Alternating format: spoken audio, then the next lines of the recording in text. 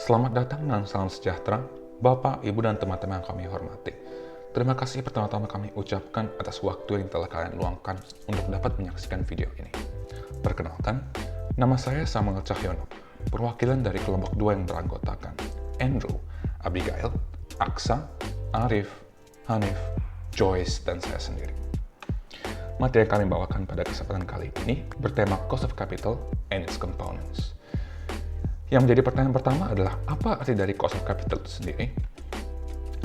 Telah dipaparkan di sini bahwa cost of capital adalah suatu biaya real yang harus dikeluarkan oleh pihak perusahaan guna mendapatkan dana yang berasal dari hutang, saham preferen, saham biasa, dan juga laba ditahan untuk mendanai suatu investasi ataupun operasional perusahaan. Secara garis besar, terdapat dua sumber pendanaan yang dapat dimiliki oleh perusahaan, yaitu yang pertama adalah ekuitas, dan yang kedua adalah utang jangka panjang. Cost of capital itu sendiri terbagi menjadi dua jenis. Yang pertama adalah cost of capital secara individu, dan yang kedua adalah cost of capital secara keseluruhan. Secara individu, cost of capital bisa berbentuk hutang perniagaan, utang jangka pendek, utang wesel, dan lain-lain. Sedangkan pada cost of capital keseluruhan, terdapat biaya rata-rata tertimbang pada beberapa sumber modal yang digunakan. Hal ini juga seringkali disebut dengan Weighted Average Cost of Capital atau WACC. Tentunya ada beberapa faktor yang mempengaruhi cost of capital. Berikut dipaparkan 3 di antaranya. Yang pertama adalah kondisi umum perekonomian yang tentu berpengaruh langsung terhadap hasil perusahaan. Yang kedua adalah daya jual saham perusahaan, di mana jika daya jual saham meningkat, maka nilai hasil minimum yang bisa diperoleh pun akan menurun, sehingga modal perusahaan akan menipis. Dan yang ketiga adalah kebijakan operasi dan pembiayaan yang diupayakan oleh pihak manajemen. Ada 5 komponen dari cost of capital yang akan dibahas di sini, yaitu cost of debt, cost of common stock, cost of preferred stock, weighted average cost of capital, dan marginal cost of capital. Yang pertama yang akan dibahas adalah cost of debt. Cost of debt adalah tingkat pengembalian yang diminta oleh kreditur kepada perusahaan ketika mereka meminjamkan uang kepada perusahaan. Untuk menetapkan biaya hutang ini, terdapat beberapa faktor atau variabel yang perlu ditinjau atau dilihat, seperti biaya bunga saat ini, risiko bangkrutnya perusahaan, dan keuntungan pajak bagi perusahaan dengan adanya utang yang dimiliki.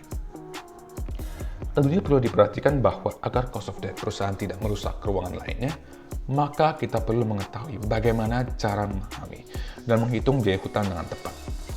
Yang pertama, kita perlu memahami dasar hutang bisnis yang dilakukan. Hal ini mencakup waktu, jatuh tempo, dan kewajiban yang harus dibayar. Perlu diketahui juga beberapa sumber pinjaman ketika ingin melakukan pinjaman hutang, seperti misalkan dari pinjaman komersial, pinjaman berjangka, atau dalam menerbitkan obligasi. Yang kedua, kita harus memahami konsep dari pinjaman komersial dan berjangka, di mana pinjaman komersial ada pendanaan berbasis hutang antara bisnis dan lembaga keuangan, terutama untuk menutupi biaya keuangan besar. Sementara pinjaman berjangka adalah pinjaman yang biayanya berupa angsuran pokok dan bunga setiap bulan selama waktu peminjaman. Banyak perusahaan baik besar atau kecil melakukan pinjaman komersial atau berjangka atas berbagai macam alasan, seperti membeli perlengkapan, meningkatkan tenaga kerja, dan merenovasi properti yang dimiliki. Yang ketiga, kita harus memahami tipe obligasi perusahaan. Di mana obligasi ini dibutuhkan ketika perusahaan membutuhkan dana yang besar. Dan dana ini akan diterima oleh investor yang tertarik untuk membeli obligasi yang ditawarkan, tentunya dengan jaminan keuntungan. Yang ketiga, kita harus memahami tipe obligasi perusahaan, di mana obligasi ini dibutuhkan ketika perusahaan membutuhkan dana yang besar. Dana ini akan diterima oleh investor yang tertarik untuk membeli obligasi yang ditawarkan dengan jaminan keuntungan. Tentunya, sebelum dapat menerbitkan obligasi, perusahaan harus memikirkan dengan matang anggaran keuangan agar pembayaran kembali bunga dan biaya kepada investor dapat dilakukan dengan lancar. Ada 2 jenis cost of debt atau biaya hutang ini. Yang pertama adalah biaya hutang sebelum pajak, di mana untuk menghitung biaya hutang ini, kita perlu menghitung beban hutang yang dibagi dengan jumlah hutang jangka panjang. Jenis kedua adalah biaya hutang setelah pajak, yang dihitung dengan besaran bunga yang wajib dibayarkan oleh perusahaan sebagai suatu bentuk beban perusahaan sehingga pajak penghasilan yang harus dibayarkan perusahaan akan berkurang. Secara rumus, kita menotasikan cost of debt before tax atau sebelum pajak dengan KD dan sesudah pajak dengan KI. KD ini akan sama dengan jumlah dari nominal bunga yang dibayar per tahun dengan selisih nominal obligasi dengan penerimaan bersih obligasi dibagi dengan umur obligasi dibagi dengan jumlah dari nominal obligasi dan penerimaan bersih obligasi dikalikan dengan setengah. Tentunya hasil ini akan dikalikan dengan 100%. Sementara itu, KI adalah sama dengan cost of debt sebelum dikenakan pajak dikalikan dengan 1 dikurangkan dengan T, di mana T adalah tarif pajak dalam bentuk persentase. Berikut adalah contoh soal yang berkaitan dengan cost of debt. Diberikan demikian, PT Smart menjual obligasi dengan nominal Rp1.000 per lembar. Bunga per tahun adalah 6% dengan jangka waktu 20 tahun. Penerimaan bersih obligasi adalah Rp960 per lembar. Besarnya pajak adalah 40%. Berapakah cost of debt sebelum sudah pajak? Dari soal ini diketahui beberapa hal. Yang pertama, nominal umum obligasi adalah Rp1.000. Penerimaan bersih adalah Rp960. Tingkat bunga adalah 6%. Jangka waktu atau N adalah 20 tahun. Dan T atau pajak adalah 0,4. Sebelum dapat menghitung KD dan KI, perlu diketahui dulunya dari I besar, yang adalah total bunga yang harus dibayar per tahun. Dengan cara mengalihkan tingkat bunga yang adalah 6% dengan nominal umum obligasi. Didapatkan I besar adalah sama dengan Rp60. Tinggal masukkan semua nilai yang didapatkan ke dalam rumus KD, didapatkan KD sama dengan 6,33%. Sementara itu, untuk menghitung KI, kita tinggal mengalihkan 6,33% dengan 1 digunakan dengan T, atau 6,33% dikalikan dengan 1 minus 0,4, sehingga didapatkan 3,798%. Komponen kedua yang akan dibahas adalah cost of common stock, atau biaya saham biasa. Definisinya adalah demikian. Cost of common stock adalah tingkat pendapatan minimum yang harus diperoleh perusahaan atas investasi yang dibelanjai dengan saham biasa. Akan tetapi, karena unsur ketidakpastian dalam penggunaan modal dari saham biasa, terdapat 3 pendekatan yang dapat digunakan, atau model, untuk menghitung cost of common stock ini sendiri. Model pertama yang dapat digunakan adalah dividend discount model. Model ini mengasumsikan bahwa nilai biaya saham biasa setara dengan rasio antara dividen yang diharapkan di tahun selanjutnya dibagi dengan harga awal ditambah dengan rate growth dari dividen. Secara matematis, kita notasikan cost of common stock dengan RS, di mana RS-nya sama dengan D1 per P0 ditambah dengan G. Berikut adalah contoh soal yang berkaitan dengan model pertama. Diberikan, perusahaan memiliki sebanyak 12 juta share saham biasa. Harga jual saham adalah $60 per share. Saham tersebut memberikan dividen sebesar $3 pada tahun ini, dan rate growth atau G adalah sama dengan 4%. Dikira beberapa hal. D0 adalah $3, G adalah 4%, dan P0 adalah 60%. Nilainya adalah RS. Kita kemudian membutuhkan nilai dari D1. Dan D1 ini dapat kita hitung dengan cara mengalihkan D0 atau dividen sebesar 3% dengan bunga selama 1 tahun. Itu berarti D1 adalah sama dengan $3 dikalikan dengan 1 plus G, sama dengan $3,12. Maka kita bisa menunjukkan semua nilai ke dalam rumus, didapatkan RS sama dengan 9,2%. Model kedua adalah Capital Asset Pricing Model, yang adalah hubungan antara pengembalian untuk saham tertentu dan risiko yang tidak dapat didiversifikasi untuk saham tersebut, sehingga menggunakan beta yang sebagai koefisien estimasi. Secara matematis, RS adalah sama dengan RF atau risk free rate tambah dengan beta dikalikan dengan RM return market yang dikurangkan dengan RF. Berikutlah contoh soal yang berkaitan dengan model kedua.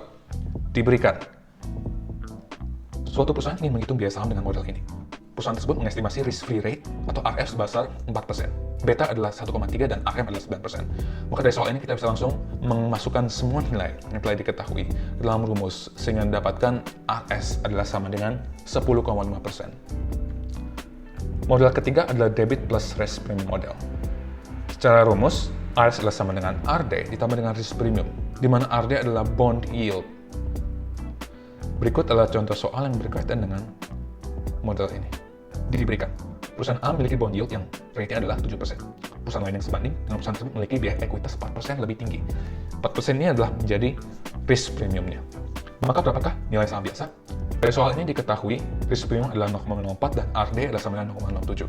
Maka RS adalah sama dengan 11%. Komponen ketiga yang akan dibahas adalah cost of preferred stock.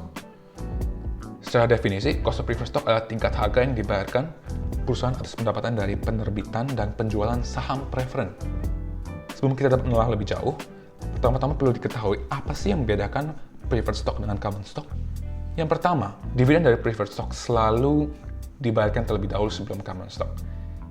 Kemudian, berbeda dengan common stock yang nilai pengembaliannya berubah-ubah, preferred stock memberikan dividen yang tetap. Kedua hal tersebut terjadi karena preferred stock dianggap sebagai suatu jaminan kepemilikan suatu perusahaan. Ada dua kegunaan dari cost of preferred stock ini. Yang pertama, manajemen sering menggunakan cost of preferred stock untuk menentukan cara yang tepat untuk meningkatkan model yang paling efektif dan hemat biaya. Selain itu, cost of preferred stock juga dapat digunakan untuk menghitung WACC. Dalam menghitung preferred stock, diasumsikan beberapa hal. Yang pertama, tidak ada batas waktu. Yang kedua, saham tidak convertible. Dan yang ketiga, perusahaan akan terus membayar dividen. Berikut adalah rumus umum yang digunakan untuk menghitung cost of preferred stock. Di mana notasi dari cost of preferred stock ini adalah RP, yang adalah sama dengan D per P0, di mana D adalah dividen preferred per tahun dan P0 adalah price atau harga saham di pasar. Berikut adalah contoh-contoh soalnya. Yang pertama, sebuah perusahaan mempunyai preferred stock dengan dividen tahunan $3. Jika share price market saat ini adalah $25, maka cost of preferred stock adalah RP adalah sama dengan 3 per 25, atau sama dengan 12%. Contoh soal yang kedua, perusahaan A mempunyai 100.000 share preferred stock senilai $1.000 yang mempunyai harga pasar $1.500 per share. Dividen tetap per tahunnya adalah 8% per tahun. Maka sebelum kita dapat menentukan cost of preferred stock, kita dapat menghitung dulu D atau dividen tahunan dengan cara mengalihkan nilai preferred stock yang adalah $1.000 dengan dividen tetap yang adalah 8%, sehingga didapatkan $80. Maka cost of preferred stock adalah 80 per 1.500 sama dengan 5,3%. Komponen keempat yang akan dibahas adalah weighted average cost of capital. Weighted cost of capital adalah tingkat pengembalian rata-rata yang harus disediakan oleh perusahaan untuk meningkatkan perhatian pemasok modal untuk mengkontribusikan uangnya ke perusahaan. Dalam menghitung WACC digunakan rumus berikut. WACC adalah sama dengan 1 dikurankan dengan T yang dikalikan dengan KD, yang adalah biaya hutang sebelum pajak dikalikan dengan D yang adalah nilai pasar hutang perusahaan dibagi dengan jumlah dari nilai pasar hutang perusahaan dan nilai pasar ekuitas perusahaan ditambah dengan rate pengembalian wajib ekuitas dikalikan dengan nilai pasar ekuitas perusahaan dibagi dengan jumlah dari nilai pasar hutang dan nilai pasar ekuitas. Berikut adalah contoh soal yang berkaitan dengan WACC. Sebuah perusahaan memiliki struktur modal 60% hutang dan 40% ekuitas. Biaya hutang pasar adalah 8% dan biaya ekuitas pasar adalah 9%. Tarif pajak majalah perusahaan adalah 20%. Berapakah nilai WACC? Dari soalnya diketahui beberapa hal. Yang pertama, nilai pasar hutang adalah 8%, nilai pasar ekuitas adalah 9%, biaya hutang sebelum pajak adalah 60%, rate pengembalian wajib adalah 40%, dan T adalah 20%. Kita langsung masukkan semua nilai yang diketahui ke dalam rumus, didapatkan WACC yang adalah sama dengan 7,4%. Ada dua faktor yang mempengaruhi WACC ini sendiri. Yang pertama adalah tingkat bunga. Jika tingkat bunga dalam perekonomian meningkat, maka biaya utang akan naik, karena perusahaan harus membayar tanggungan obligasi lebih tinggi ketika melakukan pinjaman. Dan yang faktor kedua adalah tarif pajak. Tarif ini digunakan dalam perhitungan komponen biaya utang dan memiliki pengaruh penting dalam biaya modal. Secara tidak langsung, pajak juga akan mempengaruhi biaya modal itu sendiri. Ada 4 kegunaan WACC.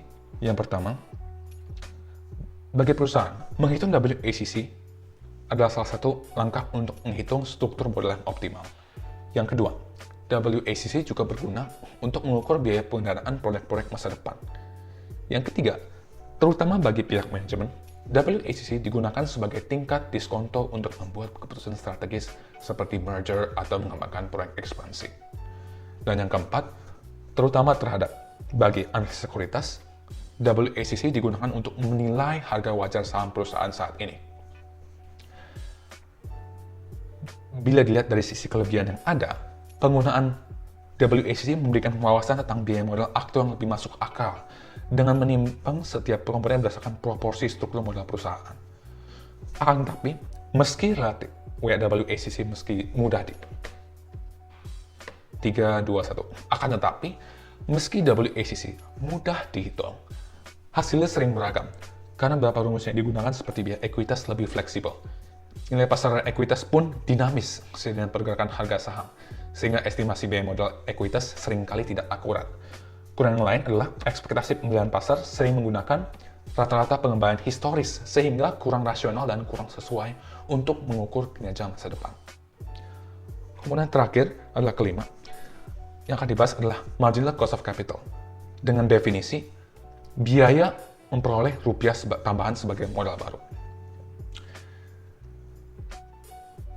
Marginal cost of capital ini memiliki beberapa kegunaan, seperti dalam analisis keuangan, penilaian aset, dan pengambilan keputusan.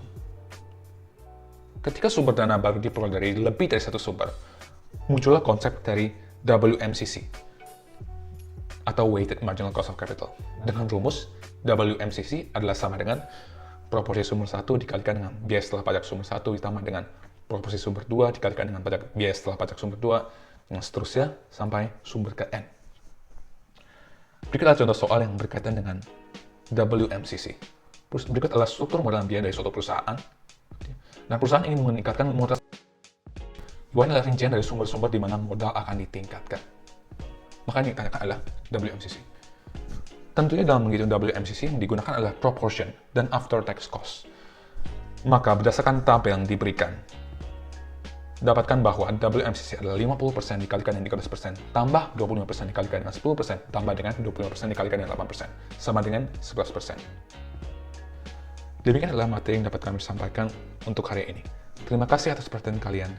Sampai jumpa di lain kesempatan. Terima kasih.